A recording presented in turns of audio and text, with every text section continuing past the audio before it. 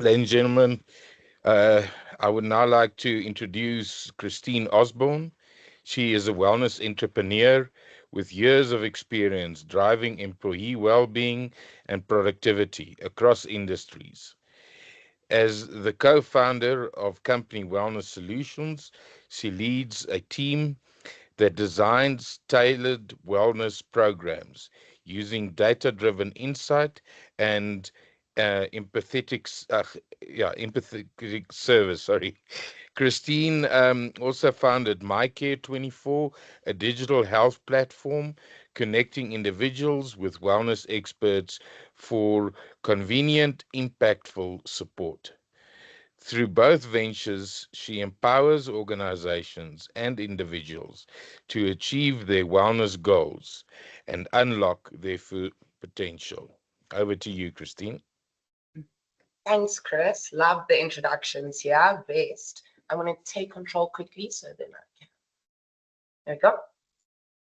Thank you, everyone. This is actually a very exciting topic for me. Why do EAPs fall flat? Right, this is a big topic globally. Just before COVID, you guys were sitting at around a 3% utilization. Now, after COVID, we're sitting at about a 5 to 7% utilization. So it has broken the stigma slightly when it comes to wellness in the workplace. But EAPs specifically are falling flat because of two main reasons. One, you've got a restricted EAP and a disengaged EAP partner. Let's break these down a little bit more so we can see exactly how this is impacted. A limited diversity EAP, there's no diversity in EAPs anymore. We can't expect that the employees can go reach out to a wellness practitioner and not have an option for first language, not have an option for the demographic, even down to the gender. We have to be relatable. We have to be creating that rapport for the employees to be able to feel comfortable speaking about their problems. The reason why EAPs are also very, very flat with utilization is because it's restricted. You can't expect an employee or an individual or a human to deal with the issues in 6 sessions for that year. We need to start looking at EAP providers that have unlimited and uncapped sessions. Underskilled providers, we see it more and more specifically in South Africa that EAPs are being serviced by social workers. This is a very old way of working. Social workers have a space in our economy. They are there to deal with stresses in community and there to deal with the stresses in the homes, not in the workplace. We need to start making sure the EAPs have decent quality service providers in them to support your staff in the right way. Most EAPs have hidden platforms. It's not fair. What we need to do is show everyone those platforms. You need to be mindful when you are choosing these EAP providers. You got to have someone turnkey. When the platforms are hidden, it's because the EAP providers are trying to make more profits based on the low utilization. We've got to drive that utilization up and choose the right partner who wants to see that data. Passive partners, as I said, disengaged wellness partners. Yes, wellness is owned by HR, but it really is up to that service provider to engage with the staff, to provide management with the tools, to ensure that HR has a framework and a wellness program embedded. So there is an element, yes, that the company needs to take ownership of, but people need to find a good EAP partner, a good wellness partner who wants to drive wellness in the workplace.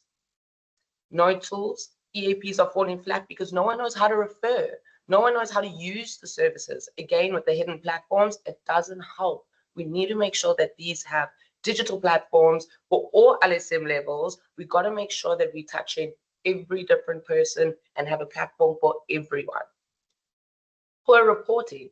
EAPs are falling flat and wellness programs are not working because no one's actually looking at the data. We need to start looking at the trends. We can't have these wellness days that don't have intention. We need to look at the data, provide the employees with more tools and education relating to the challenges that they're facing. As mentioned by a past speaker there, we've got to focus on group as well as the individuals. Okay, so the solution. Boosting the EAP. What we need to be looking for, right? We need to have a diverse, uncapped support solution. Like I mentioned, we got to be able to create that rapport. Your EAP provider should allow your employees to swap and change service providers or wellness coaches until they feel comfortable with someone. We need to create that inclusivity. We can't not help everyone anymore. We've got to do it for the masses. Got to be flexible.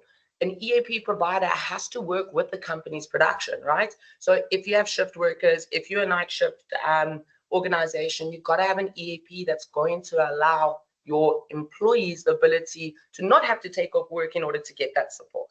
So look for that flexibility. You can't have a wellness program that's only available from 8 till 5.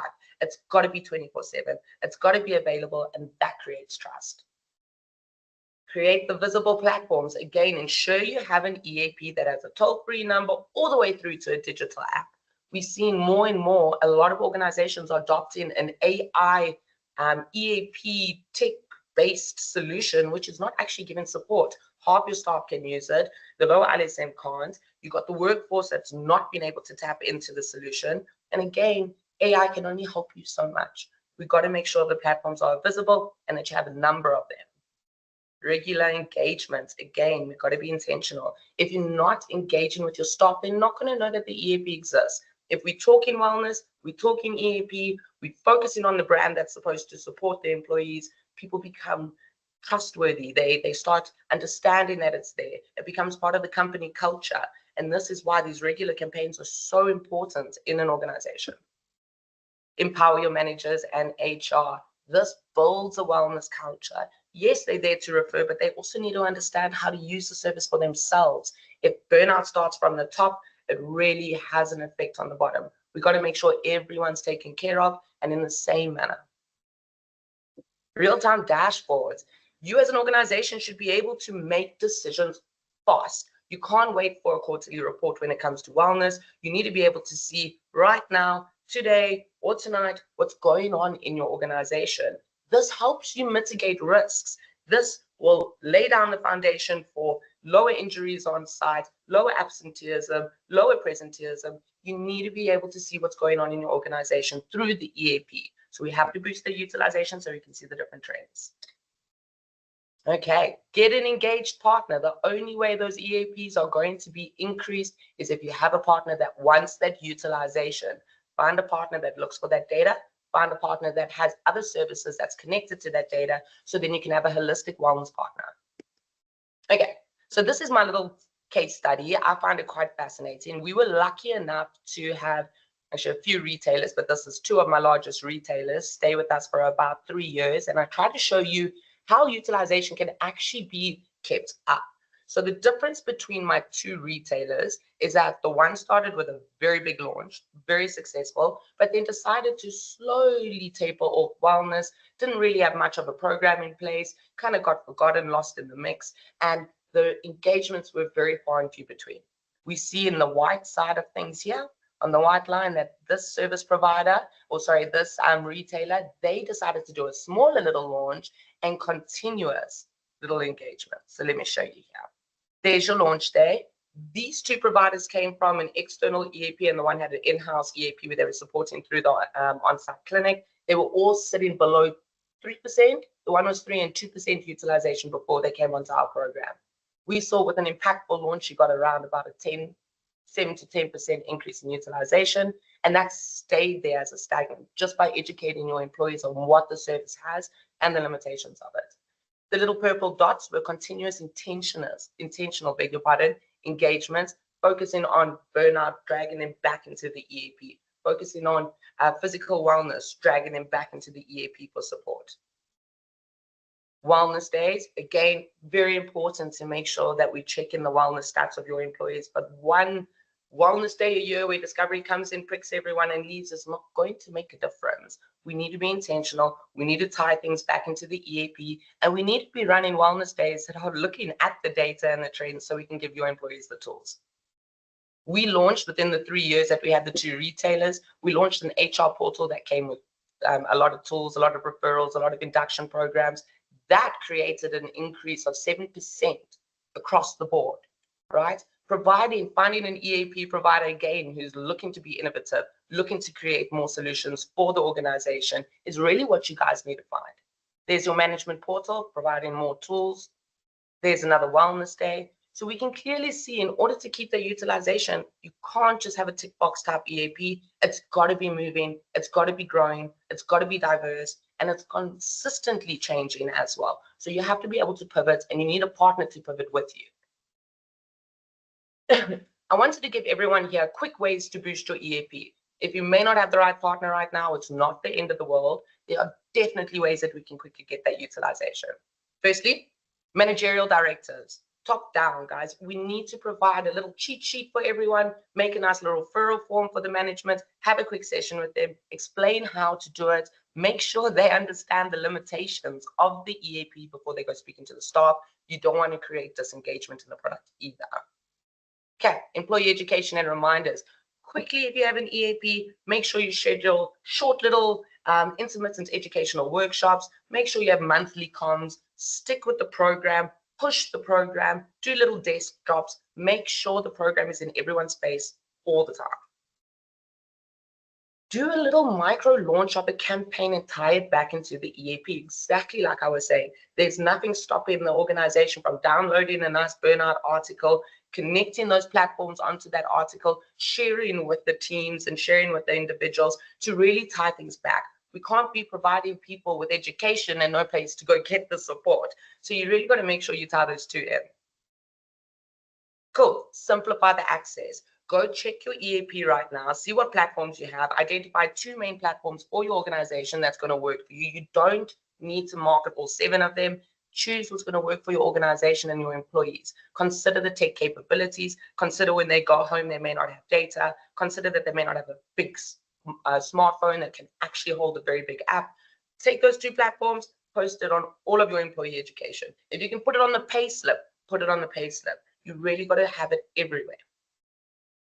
Okay, create trust. Share your success stories. Try find a champion. Try find someone in the workplace who wants to drive this. The more an employee talks about how they've been helped, the more other employees want to get helped. This is breaking the stigma. This is getting people to talk about their wins. Post it. Make a newsletter internally about how someone's growing, how someone's been helped. This is really going to create that trust.